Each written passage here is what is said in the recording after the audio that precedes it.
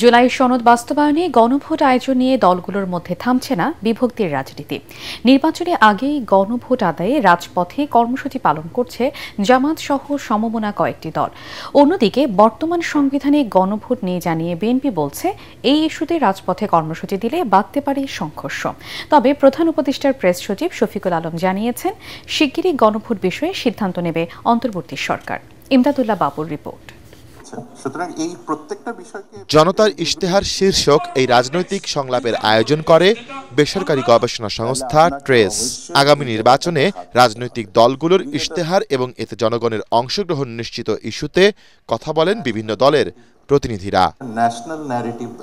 এ সময় আগামীতে বড় দুই দল বিএনপি ও জামায়াতে ইসলামী কেমন ইশতেহার ঘোষণা করবে এ নিয়ে ধারণা দেন দল দুটির প্রতিনিধি। আমরা একটা করাপশন ফ্রি বাংলাদেশ চাই। আমরা কিন্তু 18 মাসে 1 কোটি চাকরির ব্যবস্থা আমরা করার প্রতিশ্রুতি দিয়েছি। তাদের বক্তব্যে স্থান পায় জুলাই সনদ বাস্তবায়ন ইস্যুও। উঠে আসে রাজনীতিবিদদের পাল্টাপাল্টি মতামত। আমরা ডেমোক্রেটিক প্রসেসে আগাচ্ছি এবং আমরা নিয়মতান্ত্রিক পদ্ধতিতে আন্দোলনটা করছি। আমরা জনমত তৈরি করার জন্য করছি। আমরা প্রেশার গ্রুপ হিসেবে কাজ করছি না। আমরা পাবলিকের কাছে যাচ্ছি বা ভয়েস রেজ করছি।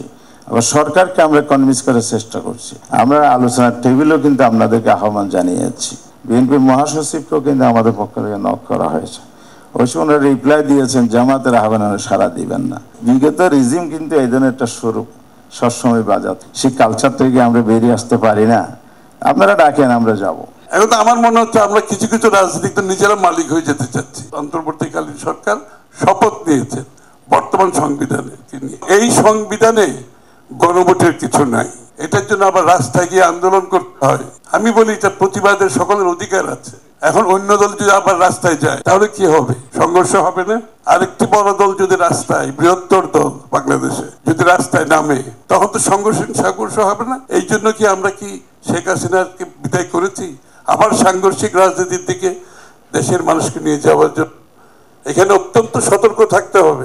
সংলাপে প্রধান উপদেষ্টার প্রেস সচিব বলেন, দলগুলো ঐক্যে না আসায় এ বিষয়ে দ্রুত সিদ্ধান্ত নিতে যাচ্ছে অন্তর্বর্তী সরকার। পলিটিক্যাল পার্টিগুলোর ডিসিশন না নিতে পারে, সেক্ষেত্রে ইন্টারিম গভর্নমেন্টের উপর যেই অর্পিত দায়িত্ব, সেই দায়িত্ব অনুসারে তারা তাদের একটা ডিসিশন নেবে। এটা খুব দ্রুতই হবে, এমন না যে অনেকদিন ধরে পরে যে এটা হবে, যাতে করে ইলেকশন রিলেটেড কোনো ধরনের কোনো অনিশ্চয়তা যাতে না থাকে। ইলেকশনের জোয়ার সব জায়গায় এসছে, নিশ্চিত থাকেন যে একটা সুন্দর ইলেকশন বাংলাদেশে আসছে। আন্তর্জাতিক গণমাধ্যমে দেয়া সাক্ষাৎকারে শেখ হাসিনা জুলাই যোদ্ধাদের সন্ত্রাসী বলে আখ্যা দিচ্ছেন অভিযোগ করে তিনি আরও বলেন, তার বিষয়ে রাজনৈতিক দলগুলোর অবস্থান স্পষ্ট করা উচিত। এটা আমাদের জন্য এক্সিস্টেন্সিয়াল থ্রেট। ইমদাদুল্লাহ বাবু, ATN বাংলা, ঢাকা।